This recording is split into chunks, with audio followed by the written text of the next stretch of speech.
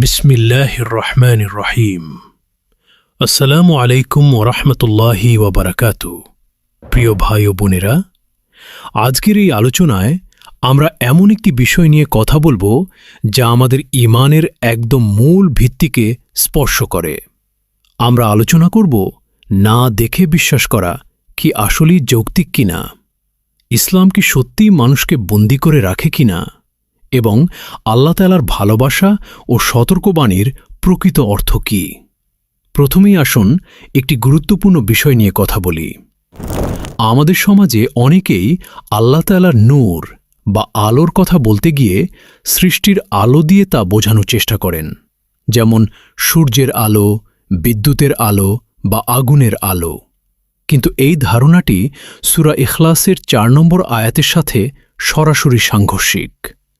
আল্লাহ তাআলা সূরা ইখলাসে বলেছেন, ওয়ালাম ইয়াকুল্লাহু কুফুয়ান আহাদ, অর্থাৎ এবং তার সমতুল্য কেউ নেই। যখন আমরা সৃষ্টির কোনো আলো দিয়ে আল্লাহকে তুলনা করি, তখন আমরা আসলে আল্লাহকে তার নিজের সৃষ্টির সাথে তুলনা করছি, যা সম্পূর্ণ ভুল, এবং এটি সূরা ইখলাসের এই আয়াতকে সরাসরি লঙ্ঘন করে। হ্যাঁ, আল্লাহ তাআলা সূরা আন-নূরের ৩৫ নম্বর আয়াতে নিজেকে নূর বলেছেন, কিন্তু মুফাসসিরগণ বলেন এই নূরের অর্থ হল তিনি আসমান ও জমিনকে হেদায়েতের আলোয় আলোকিতকারী। এটি বস্তুগত কোনো আলো নয়, কারণ সৃষ্টির আলো তৈরি হতে কোনো না কোনো উপাদান লাগে, কিন্তু আল্লাহ কোনো কিছুর মুখাপেক্ষী নন। এবার আসুন আমরা একটি চমৎকার কোরআনিক দলিল নিয়ে ভাবি। আল্লাহ তাআলা বলেছেন জান্নাত সম্পর্কে। সহিহ বুখারীতে বর্ণিত হাদিসে কুদসিতে আল্লাহ বলেছেন, আমি আমার সৎ বান্দাদের জন্য এমন জিনিস তৈরি করে রেখেছি যা কোনো চোখ দেখেনি, কোনো কান শোনেনি এবং কোনো মানুষের অন্তরে তার কল্পনাও আসেনি। একটু ভেবে দেখুন, আল্লাহর সৃষ্টি করা জান্নাতই যদি আমাদের চেনা জগৎ, আমাদের চেনা আলো এবং আমাদের চেনা শব্দের ঊর্ধ্বে হয়, তাহলে সেই জান্নাতের সৃষ্টিকর্তা মহান আল্লাহ তাআলা আমাদের এই সীমাবদ্ধ পঞ্চেন্দ্রিয় দিয়ে তৈরি করা উপমার কত ঊর্ধ্বে থাকবেন। আমাদের মস্তিষ্কের ডেটাবেজে এমন কোনো তথ্যই নেই যা দিয়ে আল্লাহর সত্তাকে কল্পনা করা সম্ভব, কারণ আমরা কখনো তাকে দেখিনি, শুনিনি বা অনুভব করিনি। তাহলে প্রশ্ন হল, আল্লাহকে না দেখে বিশ্বাস করা কি যৌক্তিক? এর উত্তর হল হ্যাঁ, এটি সম্পূর্ণ যৌক্তিক। একটি সহজ উদাহরণ দিই। আপনি এখন বাতাস অনুভব করছেন, কিন্তু বাতাসকে চোখে দেখতে পারছেন না। কেউ যদি বলে আমি যা দেখি না তা বিশ্বাস করি না, তাহলে তাকে বাতাস ও অক্সিজেনও অস্বীকার করতে হবে, যা সম্পূর্ণ অসম্ভব। ঠিক একইভাবে এই বিশাল মহাবিশ্বের নিখুঁত শৃঙ্খলা, গ্রহ নক্ষত্রের ঘূর্ণন, ডিএনএর জটিল কোডিং এবং আমাদের নিজেদের অস্তিত্বই প্রমাণ করে যে এর পেছনে একজন পরম শক্তিশালী সৃষ্টিকর্তা আছেন। তাই না দেখে আল্লাহকে বিশ্বাস করা মোটেও অন্ধবিশ্বাস নয়, বরং এটি সর্বোচ্চ যুক্তিসম্মত একটি সিদ্ধান্ত। এজন্যই আল্লাহ তাআলা পবিত্র কোরআনের শুরুতেই সূরা বাকারার ৩ নম্বর আয়াতে মুত্তাকিদের প্রথম বৈশিষ্ট্য বলেছেন, আল্লাযীনা ইউমিনুনা বিল গায়ব, অর্থাৎ যারা না দেখে বা অদৃশ্যের প্রতি ঈমান আনে। এটি ইসলামের কেন্দ্রীয় দর্শন। এবার আসুন আলোচনা করি মানুষের সীমাবদ্ধতা নিয়ে।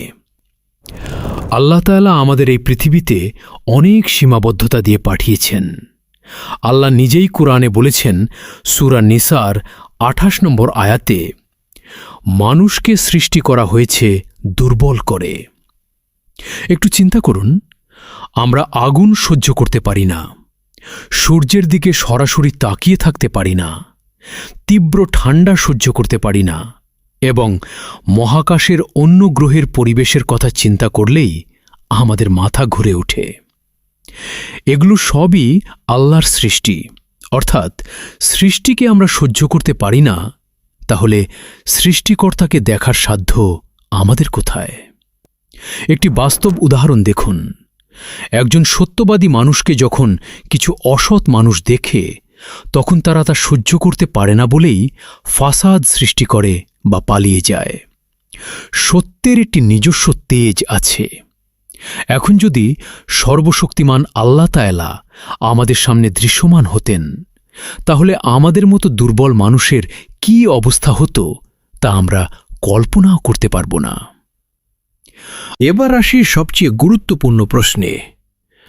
আল্লাহ যদি দৃশ্যমান হতেন তাহলে কি কি হতো?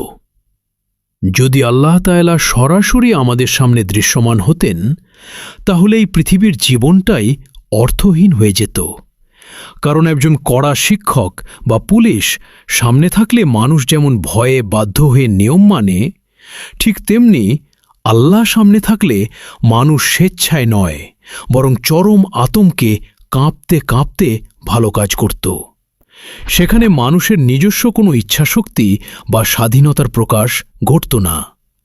ছোটরা যেমন শিক্ষক বা অভিভাবক সামনে থাকলে ভয়ে কাঁপে, ঠিক তেমনি পরীক্ষার নিয়মই হল শিক্ষক প্রশ্নপত্র দেওয়ার পর আড়ালে থাকবেন।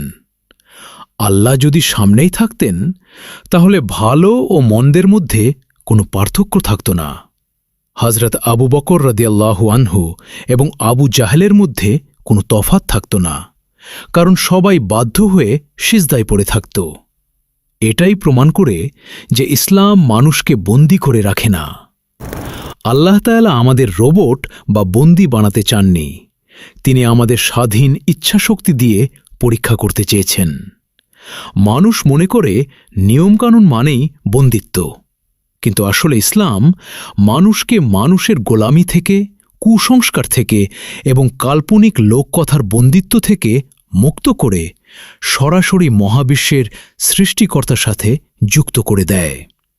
আল্লাহ আমাদের বুদ্ধি দিয়েছেন, স্বাধীনতা দিয়েছেন এবং ভালো মন্দের পথ দেখিয়ে দিয়ে বলেছেন, এখন তুমি নিজেই যাচাই করে সঠিক পথটি বেছে নাও।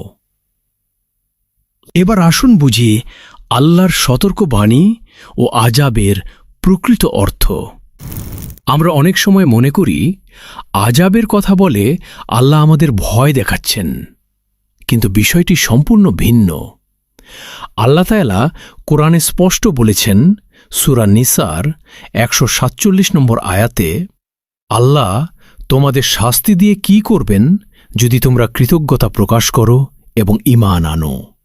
একজন মা যেমন তার সন্তানকে ভালোবেসে বারবার সতর্ক করেন যে আগুনে হাত দিও না, হাত পুড়ে যাবে, ঠিক তেমনি পরম দয়ালু আল্লাহ তাআলাও মানুষকে ভালোবেসে বিভিন্ন জাতি ধ্বংস হওয়ার ইতিহাস কোরআনে বর্ণনা করেছেন। এটি কোনো হুমকি নয়, বরং আমরা যেন ভুল পথে গিয়ে নিজেদের ধ্বংস না করি তারই আগাম সতর্কতা। এটি আল্লাহর গভীর ভালোবাসার বহিঃপ্রকাশ। এবার একটি গুরুত্বপূর্ণ সতর্কতার কথা বলতে চাই। আজকের যুগে সোশ্যাল মিডিয়া এবং ইন্টারনেটে দিনের প্রচারের চেয়ে অনেক সময় ভিউ, লাইক এবং অর্থ উপার্জন অনেকের কাছে মূল লক্ষ্য হয়ে দাঁড়িয়েছে।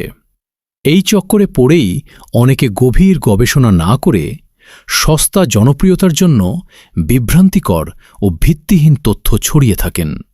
এ বিষয়ে আল্লাহ তাআলা সূরা বনী ইসরাঈলের ৩৬ নম্বর আয়াতে স্পষ্টভাবে বলেছেন, যে বিষয়ে তোমার কোনো জ্ঞান নেই তার পিছনে ছুটো না।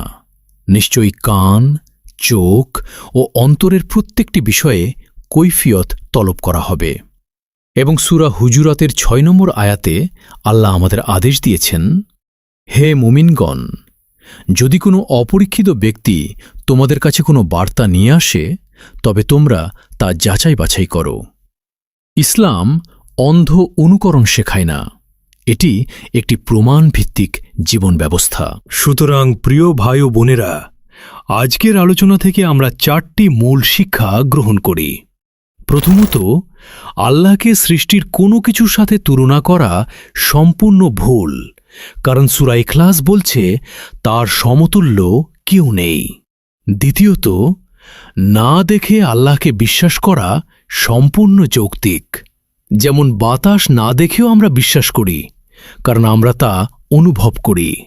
তৃতীয়ত, ইসলাম কোনো বন্দিশালা নয়, বরং আল্লাহ আমাদের স্বাধীন ইচ্ছাশক্তি দিয়েছেন এবং সেই স্বাধীনতায় পরীক্ষা করছেন। চতুর্থত, আল্লাহর সতর্কবাণী ও আযাবের বিষয়গুলো ভয় দেখানো নয়, বরং এটি তার গভীর ভালোবাসার বহিঃপ্রকাশ এবং আমাদের জীবনের নিরাপত্তা গাইডলাইন।